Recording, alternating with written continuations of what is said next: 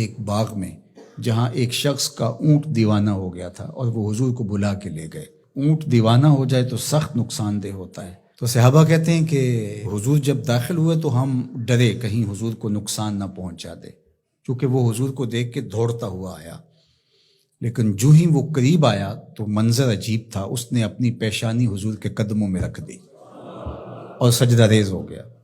جب اونٹ کی اس محبت کو ہم نے دیکھا تو برجستہ کہا کہ نحنو احق ان نسجد للنبی صلی اللہ علیہ وآلہ وسلم، حضور ہمارا بھی جی چاہتا ہے کہ ہم آپ کو سجدہ کریں۔ تو جب آقا کریم علیہ الصلوۃ والسلام نے صحابہ کے اس مطالبے کو سنا تو فرمایا کہ اگر اللہ کے علاوہ کسی اور کے لیے سجدہ روا ہوتا تو میں بیوی کو حکم دیتا کہ وہ شوہر کو سجدہ کرے۔ تو اللہ کے علاوہ شریعت میں سجدہ کسی کو روا نہیں۔ سجدہ تعبدی جو عبادت کی نیت سے کیا جاتا ہے وہ تو کسی کو بھی جائز نہیں ہوا، کبھی بھی نہیں ہوا، کسی شریعت میں بھی نہیں ہوا، چونکہ شرک کی کبھی بھی اجازت نہیں ہوئی۔ لیکن جو سجدہ تعظیمی ہے وہ پچھلی شریعتوں میں جائز تھا، لیکن اس امت کے اندر اس کے بھی روک دیا گیا تاکہ اس کا راستہ ہی بند کر دیا جائے۔ ایاک نعبد و ایاک نستعین، ہم تیری ہی عبادت کرتے ہیں اور تجھی سے استعانت طلب کرتے ہیں، تجھی سے مدد مانگتے ہیں۔ عبادت کسے کہتے ہیں؟ اقصی غایت التذلل والخضوع، انتہائی درجے کی عاجزی اور انکساری عبادت ہے، اور عبادت کا جو نقطہ کمال ہے وہ سجدہ ہے۔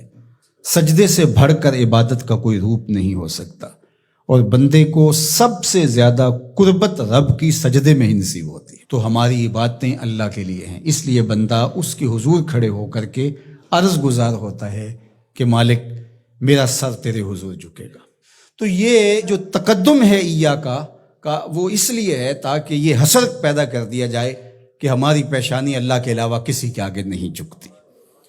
اچھا، اب یہاں ایاک اعبد بھی تو ہو سکتا تھا، لیکن نعبد ہے، اس لیے کہ بندے کو یہ سکھایا گیا کہ اپنی عبادت پہ ناز نہ کرنا، اپنی عبادت کو صالحین کی عبادت کے ساتھ جوڑ کے پیش کر کہ مالک جس طرح تیرے بندوں کے سر تیرے حضور جھکے ہوئے ہیں، میرا سر بھی ان کے ساتھ تیرے حضور جھکا ہوا ہے، ان کی عبادت قبول کرے گا تو ٹوٹی پھوٹی شکستہ عبادت میری بھی قبول فرما لینا۔ اور پھر ارشاد فرمایا وَإِيَّاكَ نَسْتَعِينُ، اور ہم تیرے سے ہی استعانت طلب کرتے ہیں، تیرے سے ہی مدد مانگتے ہیں۔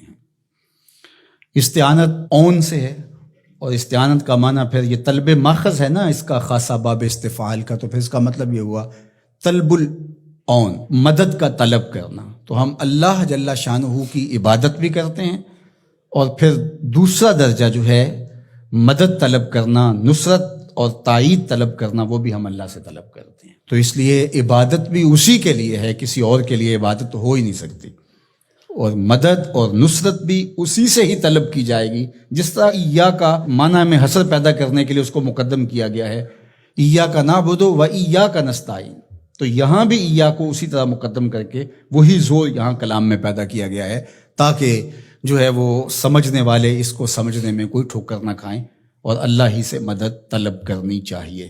باقی مجازن اگر کسی سے آپ طلب کرتے ہیں مدد، تو آپ کے اعتقاد میں یہی ہوتا ہے کہ وہ اللہ کی دی ہوئی توفیق سے میری یہ مدد کر سکتا ہے۔ اگر ایسا ہو تو وہ اس کے زمرے میں نہیں آئے گی۔ ڈاکٹر سے دوا لینے جاتے ہیں تو شفا تو من جانب اللہ ہوتی ہے۔ یہاں آج کل جو ہے وہ نور بٹ رہا ہے، تو یہ کہا جائے کہ انہوں نے مجھے نور دے دیا، تو نور تو اللہ ہی دینے والا ہے، لیکن یہاں مجازی معنی ہوگا۔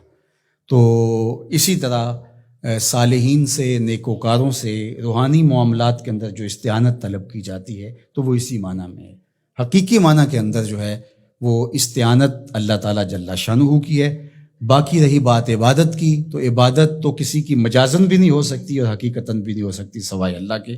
یہ ساری کہانی بیان کرنے کے بعد اپنی وفاداری کا یقین دلایا، اور پھر ہاتھ پھیلا کر کے اس نے کہا اہدنا الصراط المستقیم، مالک تجھ سے صراط مستقیم طلب کر رہا، ہدایت مانگی صراط مستقیم کی، سیدھی راہ کی۔